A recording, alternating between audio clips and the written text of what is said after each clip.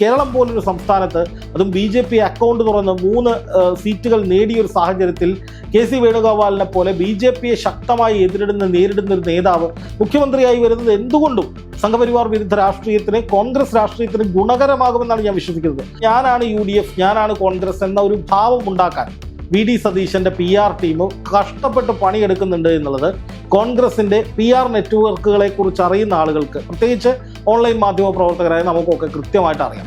മുഖ്യമന്ത്രി ആരായാലും UDFിനുള്ളിൽ അങ്ങനെ യാതൊരു കുഴപ്പവും വരാനുള്ള ഒരു സാഹചര്യവും നിലവിലില്ല. പിണറായി വിജയന്റെ സാന്നിധ്യം കേരള രാഷ്ട്രീയത്തിൽ ഉണ്ടാകില്ല എന്നുള്ളതാണ് ഏറെക്കുറെ ലഭിക്കുന്ന വിവരം. P. ജയരാജൻ എന്നുള്ള ഒരു ഓപ്ഷൻ പാർട്ടി സെക്രട്ടറി എന്ന നിലയിലേക്ക് പാർട്ടി അണികൾക്കിടയിൽ വലിയ തോതിൽ പറഞ്ഞു കേൾക്കുന്നു. രക്തസാക്ഷികളുടെ ഫണ്ട് പോലും കട്ടുമുടിച്ച നേതാക്കളെ സംരക്ഷിച്ച ഒരു സംസ്ഥാന സെക്രട്ടറി എന്ന നിലയിൽ അപഹാസ്യനായി തന്നെ നിൽക്കുകയാണ് ഗോവിന്ദൻ മാഷ്. ഇതും അങ്ങനെ ആഘോഷ പരിപാടികളൊക്കെ കഴിഞ്ഞു. ഇനി അടുത്ത ഘട്ടം എന്ന് പറയുന്നത് ആരായിരിക്കും CM എന്നതാണ്. എന്തായാലും ഇപ്പോൾ ഡൽഹിയിലേക്ക് KC വേണുഗോപാൽ എത്തുമ്പോൾ വലിയ രീതിയിലുള്ള സ്വീകരണമാണ് നടത്തുന്നത്. മാത്രമല്ല പലയിടങ്ങളിലും KC മുഖ്യമന്ത്രിയാകണം എന്നുള്ള രീതിയിലുള്ള ഫ്ലെക്സ് ബോർഡുകളൊക്കെ പ്രത്യക്ഷപ്പെടുന്നുണ്ട്. അതോടൊപ്പം തന്നെ രമേശ് ചെന്നിത്തലയും VD സതീശനും മുഖ്യമന്ത്രിയാകണമെന്ന് ചില ആളുകൾ അവിടെയും പറയുന്നുണ്ട്. അതുപോലെ തന്നെ ഈ പോസ്റ്റുകളും ഈ ഫ്ലെക്സുകളൊക്കെ അവിടെയും വലിയ രീതിയിൽ തന്നെ വെക്കുന്നുണ്ട്. അപ്പം ഇവിടെ ഒരു ചോദ്യം എന്ന് പറയുന്നത്, ഹൈക്കമാൻഡ് പറയട്ടെ, ഹൈക്കമാൻഡ് തീരുമാനിക്കും ആരാകണം മുഖ്യമന്ത്രി എന്നുള്ള രീതിയിലാണ് ഈ നേതാക്കളുടെ അടുക്ക ചോദിക്കുമ്പോൾ അവർ പറയുന്നത്.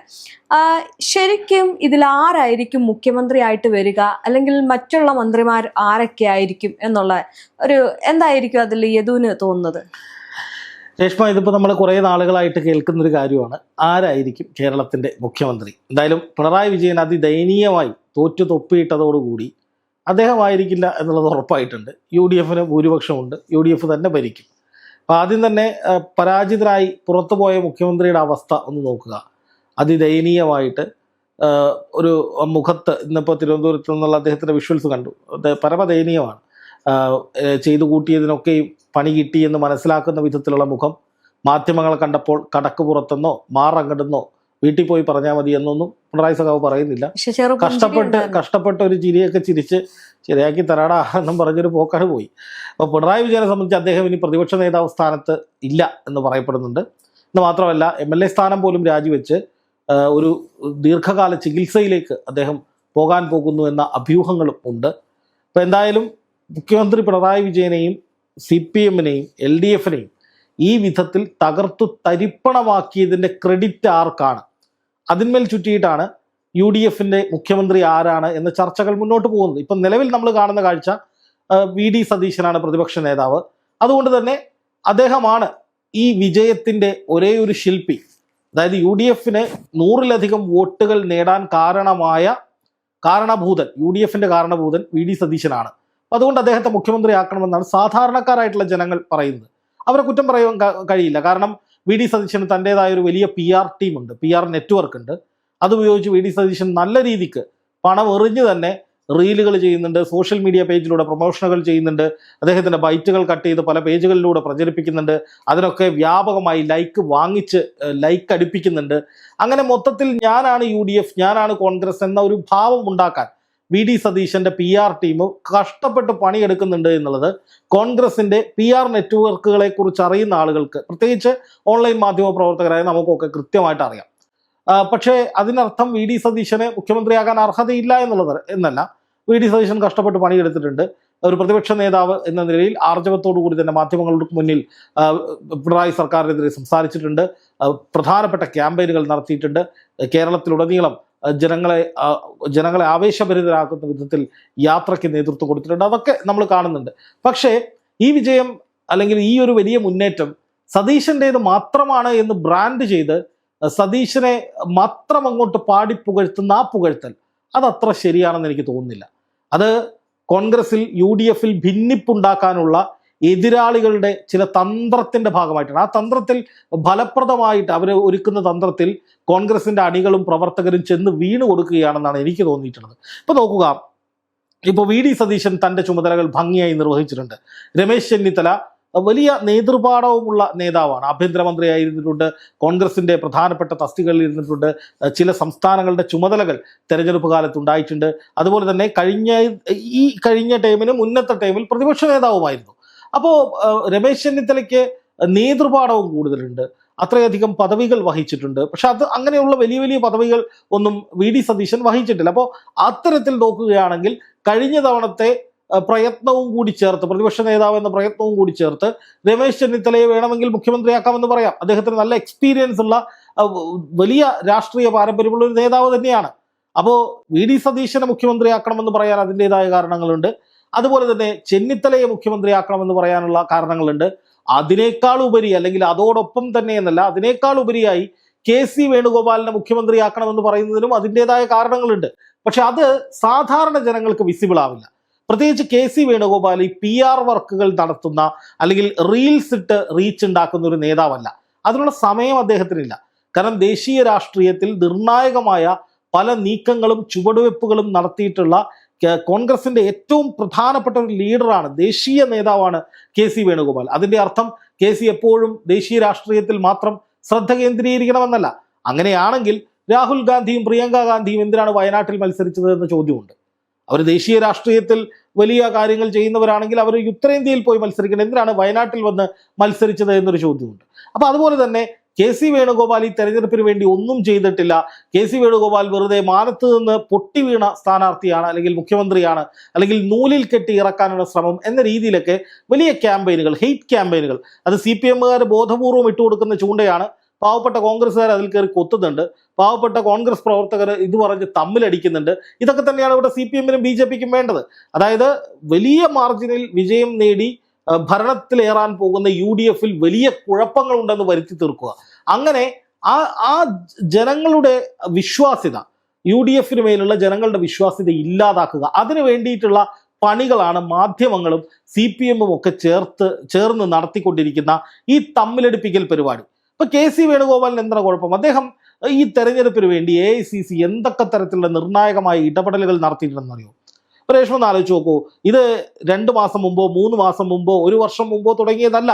AICC തെരഞ്ഞെടുപ്പിന് വേണ്ടി കേരളത്തിൽ നടത്തിയിട്ടുള്ള ഇടപെടലുകൾ അത് ഏതാണ്ട് 2 വർഷക്കാലത്തോളമായി തുടരുന്നതാണ്.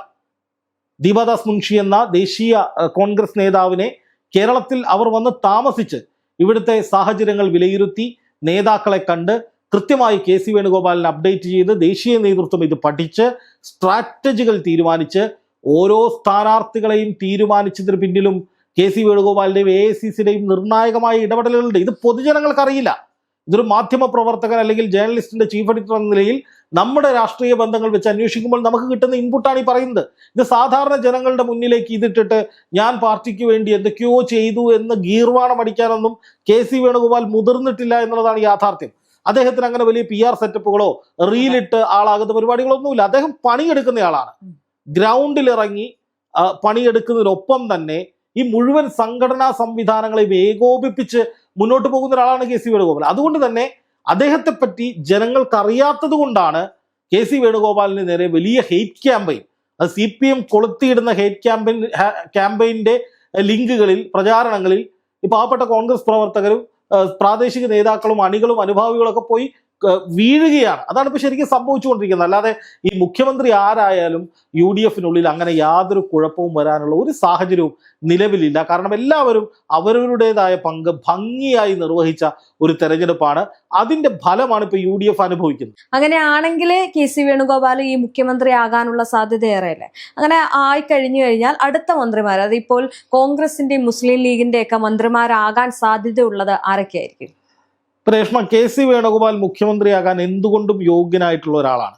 ദേശീയ രാഷ്ട്രീയത്തിൽ കളിക്കുന്ന അദ്ദേഹം ദേശീയ രാഷ്ട്രീയത്തിൽ തന്നെ നിൽക്കണം, സംസ്ഥാന രാഷ്ട്രീയത്തിലേക്ക് വരരുത് എന്നൊക്കെ പറയുന്ന ആളുകൾക്ക് എന്താണ് ഇവിടെ സംഭവിക്കുന്നത്? ദേശീയ രാഷ്ട്രീയത്തിലും സംസ്ഥാന രാഷ്ട്രീയത്തിലും അല്ലെങ്കിൽ ഈ രാജ്യത്ത് കോൺഗ്രസ് കരുത്താർജിക്കേണ്ടതിന്റെ ആവശ്യകതയെക്കുറിച്ച് കൃത്യമായ ബോധ്യമില്ലാതെ സ്വാഭാവികമായ ചില ഓൺലൈൻ പ്രചാരണങ്ങളുടെ പിറകെ പോകുന്നതുകൊണ്ട് സംഭവിക്കുന്ന ദൗർബല്യമാണ് ആളുകൾ കെ.സി. വേണുഗോപാലിനെതിരെ തിരിയുന്നതിന് പിന്നിലെന്നാണ് ഞാൻ മനസ്സിലാക്കുന്നത്.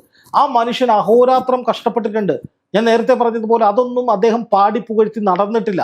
സ്വയം ഞാനൊരു വലിയ സംഭവമാണെന്ന് എവിടെയും പറഞ്ഞിട്ടില്ല. അതാണ് കെ.സി. വേണുഗോപാലിന് സംഭവിച്ച വീഴ്ച എന്നാണ് ഞാൻ മനസ്സിലാക്കുന്നത്. കാരണം അദ്ദേഹം 86 പ്രധാനപ്പെട്ട പ്രചാരണ പരിപാടികൾ കേരളത്തിൽ നയിച്ചിട്ടുണ്ട്. ആ 86 പ്രധാനപ്പെട്ട പരിപാടികളും എന്ന് പറയുന്നത് നെക്ക് ടു നെക്ക് ഫൈറ്റ് നടക്കുന്ന പ്രദേശങ്ങളിലായിരുന്നു, പ്രധാനപ്പെട്ട കേന്ദ്രങ്ങളിലായിരുന്നു.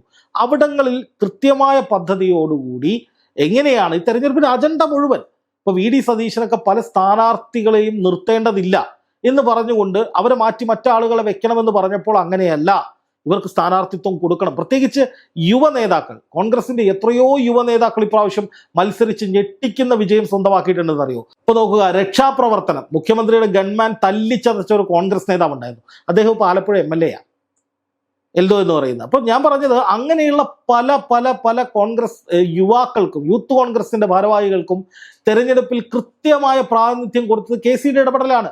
അതുകൊണ്ടാണ് ഇത്രയും വലിയൊരു ഭൂരിപക്ഷം കോൺഗ്രസിനുണ്ടായത്. അതായത് UDFന്റെ സീറ്റ് നിലയില്ല ഞാൻ പറയുന്നത്, ഈ ജയിച്ച സ്ഥാനാർത്ഥികളുടെ ഭൂരിപക്ഷം അത് ഗംഭീര ഭൂരിപക്ഷമാണ്. എന്ന് മാത്രമല്ല, ഒന്ന് ആലോചിച്ച് നോക്കുക, ഇപ്പോൾ KC വേണുഗോപാൽ ദേശീയ സെക്രട്ടറി, AICC ജനറൽ സെക്രട്ടറി ആയിട്ട് ഇരുന്ന സമയത്താണ് തെലങ്കാനയും കർണാടകയും പിടിച്ചെടുത്തത്. അവിടെ രണ്ടിടങ്ങളിലും വലിയ മുന്നേറ്റം കോൺഗ്രസിനുണ്ടായത് KC വേണുഗോപാലിന്റെ നേതൃത്വത്തിലുള്ള ഏകോപനത്തിലൂടെയായിരുന്നു. അതുപോലെ തന്നെ ഈ ഭാരത് ജോഡോ യാത്ര, 400 സീറ്റ് നേടി ഞങ്ങൾ ഒറ്റയ്ക്ക് അധികാരത്തിൽ വരും എന്ന് BJP വലിയ തോതിൽ ഗർവ് പറഞ്ഞെടുത്തതെന്ന് കേവല ഭൂരിപക്ഷം ഇല്ലാത്ത വിധത്തിൽ BJP അടിച്ച് താഴെയിട്ട ഭാരത് ജോഡോ യാത്രയുടെ ബുദ്ധി കേന്ദ്രം KC വേണുഗോപാലായിരുന്നു. അപ്പൊ അദ്ദേഹം കഴിഞ്ഞ കുറെ വർഷങ്ങളായിട്ട് ഈ രാജ്യത്ത് ഓരോ സംസ്ഥാനങ്ങളിലും രാജ്യത്തൊന്നാകെയും കോൺഗ്രസിനെ ഉയർത്തെഴുന്നേൽപ്പിക്കുന്നതിനുള്ള അക്ഷീണ പ്രയത്നത്തിൽ തന്നെയാണ്. അതിലൊരു സംശയവും വേണ്ട. അത് പലയിടങ്ങളിലും വിജയിക്കാതെ പോയി. അത് സ്വാഭാവികമാണ്. കാരണം BJPയുടെ അത്രയും തീവ്രമായ വർഗീയ രാഷ്ട്രീയത്തോട് പലപ്പോഴും കോൺഗ്രസിന്റെ മതനിരപേക്ഷ രാഷ്ട്രീയത്തിന് പിടിച്ചു നിൽക്കാൻ കഴിയില്ല. അത് രാജ്യത്തിന്റെ സിസ്റ്റം അങ്ങനെയായി മാറിക്കൊണ്ടിരിക്കുകയാണ്. അതുകൊണ്ടാണ്. അതിന്റെ അർത്ഥം KC വേണുഗോപാൽ തോറ്റുപോയെന്നോ കോൺഗ്രസ് എന്നേക്കുമായി ഇല്ലാതാകുമോ എന്നൊന്നുമല്ല.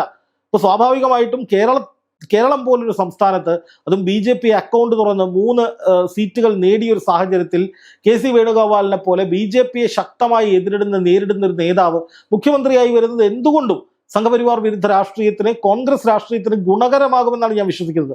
അതുകൊണ്ട് തന്നെ KC വേണുഗോപാൽ വരണമെന്നല്ല, മറിച്ച് KC വേണുഗോപാൽ വന്നാലും ഒരു കുഴപ്പവും കേരളത്തിന് സംഭവിക്കാൻ പോകുന്നില്ല, കോൺഗ്രസിന് സംഭവിക്കാൻ പോകുന്നില്ല. അത് ഏതെങ്കിലും തരത്തിലുള്ള കെട്ടിയിറക്കലിന്റെ ഭാഗമല്ല എന്ന് പറഞ്ഞതേ ഉള്ളൂ. ഇനി മറ്റ് മന്ത്രിമാരുടെ കാര്യമെടുക്കുക. അപ്പോൾ മുസ്ലിം ലീഗിനെ സംബന്ധിച്ച് മുസ്ലിം ലീഗ് ഇപ്പോൾ VD സതീശനെ പിന്തുണയ്ക്കുന്ന നിലപാടാണ് സ്വീകരിച്ചിട്ടുള്ളത്. ഇനി അത് മാറി KC വേണുഗോപാലിനെ പിന്തുണയ്ക്കേണ്ടി വന്നാൽ, അല്ലെങ്കിൽ KC വേണുഗോപാൽ മുഖ്യമന്ത്രി ആകണമെന്ന നിലപാടിലേക്ക് ലീഗ് എത്തണമെങ്കിൽ ഒരുപക്ഷെ ഒരു സീറ്റ് കൂടി അഡീഷണൽ ആയിട്ട് ലീഗ് ചോദിക്കുമായിരിക്കും. അങ്ങനെ 5 മന്ത്രിമാർ ലീഗിന് വരാനുള്ള സാധ്യതയുണ്ട്. അതിൽ PK കുഞ്ഞാലിക്കുട്ടി പ്രഥമ പരിഗണനയിൽ തന്നെ ഉണ്ടാകും. കാരണം റെക്കോർഡ് ഭൂരിപക്ഷം, ചരിത്രത്തിൽ ഏറ്റവും വലിയ ഭൂരിപക്ഷം കേരളത്തിൽ നേടിയിട്ടുള്ള MLA ആയിട്ട് PK കുഞ്ഞാലിക്കുട്ടി മാറിയിട്ടുണ്ട്. പിന്നെ ബാക്കി മന്ത്രിമാരാരൊക്കെയാണെന്നാണ് മുസ്ലിം ലീഗ് തീരുമാനിക്കും. കേരള കോൺഗ്രസ് ജേക്കബ് വിഭാഗത്തിനും മന്ത്രി പദവികൾ ലഭിക്കും. അങ്ങനെ വളരെ വളരെ കൃത്യമായ രീതിയിലുള്ള വിഭജനം, അതായത് വകുപ്പ് വിഭജനവും മന്ത്രിമാരുടെ തരംതിരിവും ഒക്കെ ഉണ്ടാകും. എന്തായാലും ഞാൻ കണക്കാക്കുന്നത്, ഒരിക്കലും ഈ പറയുന്ന KC വേണുഗോപാൽ മുഖ്യമന്ത്രി ആകുന്നതുകൊണ്ട്, അല്ലെങ്കിൽ അദ്ദേഹത്തെ ഹൈക്കമാൻഡ് മുഖ്യമന്ത്രിയായി തീരുമാനിച്ചാൽ വിചാരിക്കുന്നത് പോലുള്ള വലിയ പ്രശ്നങ്ങളൊന്നും ഇവിടെ ഉണ്ടാവുകയില്ല എന്ന് തന്നെയാണ് മനസ്സിലാക്കുന്നത്. അതിനുള്ള മെറിറ്റ്, മുഖ്യമന്ത്രി ആകാനുള്ള എല്ലാ മെറിറ്റും KC വേണുഗോപാലിനുണ്ട്. 2 ഉപതെരഞ്ഞെടുപ്പുകൾ നടത്തണമെന്നേ ഉള്ളൂ. ഇവിടെ ഉപതെരഞ്ഞെടുപ്പുകൾ നടക്കാത്ത സംസ്ഥാനമൊന്നുമല്ല കേരളം. രാജ്യത്ത് പല ഭാഗങ്ങളിലും ഇതുപോലെ ഉപതെരഞ്ഞെടുപ്പുകൾ പല ഘട്ടങ്ങളിലും ഉണ്ടായിട്ടുമുണ്ട്. അതുകൊണ്ട് ഉപതെരഞ്ഞെടുപ്പുകൾ നടത്തേണ്ടി വരും. അതുകൊണ്ട് KC മുഖ്യമന്ത്രി ആകേണ്ട എന്നൊന്നും പറയുന്നതിൽ വലിയ കാര്യമുണ്ടെന്ന് എനിക്ക് തോന്നുന്നില്ല. ഓക്കെ, അങ്ങനെയാണെങ്കിൽ അടുത്ത പ്രതിപക്ഷ നേതാവ് ആരായിരിക്കും? രേഷ്മ, അപ്പോൾ പ്രതിപക്ഷ നേതാവിൻ്റെ കാര്യം ഞാൻ നേരത്തെ പറഞ്ഞു. മുഖ്യമന്ത്രി പിണറായി വിജയൻ ക്യാപ്റ്റനായിരുന്നു. സ്വാഭാവികമായിട്ടും ക്യാപ്റ്റന് നല്ല അടി കിട്ടിയിട്ടുണ്ട്. അപ്പോൾ ആ ക്യാപ്റ്റൻ തന്നെ പരിക്കുകളോടെയാണെങ്കിലും പ്രതിപക്ഷ നേതാവാകും എന്നായിരുന്നു ആദ്യഘട്ടത്തിൽ കരുതപ്പെട്ടിരുന്നത്. പക്ഷേ താൻ ആ പണിക്കില്ല, ആ സാഹസത്തിന് മുതിരുന്നില്ല എന്ന് പിണറായി വിജയൻ എടുത്ത് പറഞ്ഞു എന്നാണ് ഇപ്പോൾ പുറത്തു വരുന്ന വിവരം. സാഷ്ടാംഗം പ്രണമിച്ച് ഞാൻ ഈ ഒരു പരിപാടിക്കും ഇല്ല എന്ന് പറഞ്ഞ് ആശാൻ വീട്ടിലേക്ക് പായിത്തലനായിട്ട് പോയിട്ടുണ്ട്. അപ്പോൾ അതുകൊണ്ട് തന്നെ ഇനി പിണറായി വിജയന്റെ സാന്നിധ്യം കേരള രാഷ്ട്രീയത്തിൽ ഉണ്ടാകില്ല എന്നുള്ളതാണ് ഏറെക്കുറെ ലഭിക്കുന്ന വിവരം. അതുകൊണ്ട് തന്നെ ഇനി അടുത്തതാരാണ്? KN ബാലഗോപാൽ ആയിരിക്കും പ്രതിപക്ഷ നേതാവ് എന്ന് പറയുമ്പോഴും ഒരു ചെറിയ സാധ്യത അതവിടെ നിലനിൽക്കുന്നത് M സ്വരാജിനെ ധർമ്മടത്ത് മത്സരിപ്പിക്കാനുള്ള സാധ്യതയുണ്ട് എന്നുള്ളതാണ്. ചർച്ചകളാണ് നടക്കുന്നത്. ചില മാധ്യമങ്ങളിൽ അത് വാർത്തയായി വന്നിട്ടുണ്ട്. നമ്മളും അത്തരത്തിലൊരു സൂചന ഇത്തരത്തിൽ ചർച്ചകളുടെ അടിസ്ഥാനത്തിൽ പുറത്തുവിട്ടിരുന്നു. പക്ഷേ അത് അന്തിമ തീരുമാനമൊന്നുമല്ല.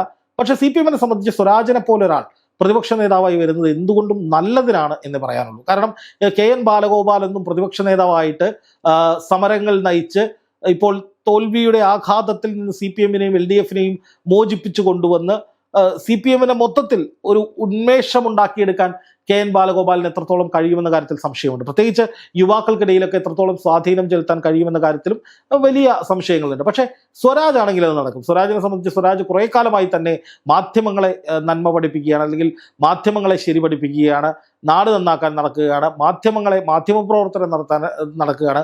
അങ്ങനെ എല്ലാവരെയും നന്നാക്കാൻ നടക്കുന്ന ഒരാളാണ് സ്വരാജ്. അപ്പോൾ അതുകൊണ്ട് തന്നെ സ്വയം അങ്ങ് നന്നായി കാണിക്കുന്നതിന് പ്രതിപക്ഷ നേതാവ് പദവി എന്തുകൊണ്ടും നല്ലതായിരിക്കും. പി ജയരാജൻ ഏതെങ്കിലും തരത്തിൽ പി ജയരാജൻ എന്നുള്ള ഒരു ഓപ്ഷൻ പാർട്ടി സെക്രട്ടറി എന്ന നിലയിലേക്ക് പാർട്ടി അണികൾക്കിടയിൽ വലിയ തോതിൽ പറഞ്ഞു കേൾക്കുന്നുണ്ട്. അതായത് MV ഗോവിന്ദൻ മാസ്റ്ററെ സംബന്ധിച്ച് MV ഗോവിന്ദൻ മാസ്റ്റർ ഒരു വാപോയ കോടാലിയാണെന്നും അദ്ദേഹത്തിന്റെ ഭാര്യയെ മത്സരിപ്പിക്കാൻ നിർത്തിയതടക്കം നിരവധി വിഷയങ്ങളിൽ, ഇപ്പോൾ രക്തസാക്ഷികളുടെ ഫണ്ട് പോലും കട്ടുമുടിച്ച നേതാക്കളെ സംരക്ഷിച്ച ഒരു സംസ്ഥാന സെക്രട്ടറി എന്ന നിലയിൽ അപഹാസ്യനായി തന്നെ നിൽക്കുകയാണ് ഗോവിന്ദൻ മാഷ്.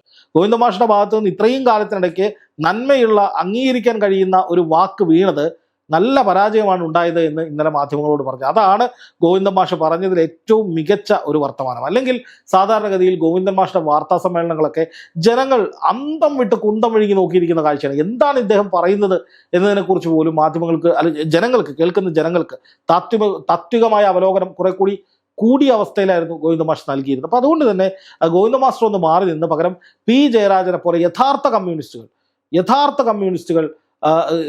കമ്മ്യൂണിസ്റ്റ് നേതാവ്, കമ്മ്യൂണിസത്തിന്റെ പാതയിലൂടെ മാത്രം ജീവിച്ച പി ജയരാജനെ പോലുള്ള ആളുകൾ സംസ്ഥാന സെക്രട്ടറി ആകണം. ജയരാജനെ പോലുള്ള ആളുകൾ എന്നല്ല, പി ജയരാജൻ തന്നെ സംസ്ഥാന സെക്രട്ടറി ആകണമെന്ന ആവശ്യവും ശക്തമാവുകയാണ്. ഒരു പക്ഷേ പ്രതിപക്ഷ നേതാവായി സ്വരാജും മുഖ്യമന്ത്രിയായി KC വേണുഗോപാലും ഈ പറയുന്ന പാർട്ടി സെക്രട്ടറിയായി CPM സംസ്ഥാന സെക്രട്ടറിയായി പി ജയരാജനും അതുപോലെ KPCC അധ്യക്ഷനായി ഒരു പക്ഷേ ഷാഫി പറമ്പിലും വരാനുള്ള സാധ്യത, മൊത്തത്തിൽ ഒരു അഴിച്ചുപണി രണ്ടിടങ്ങളിലും ഒരു വലിയ റീഷഫിൾ നടക്കാനുള്ള സാധ്യതയാണ് ഇപ്പോൾ ഞാൻ മുന്നിൽ കാണുന്നത്.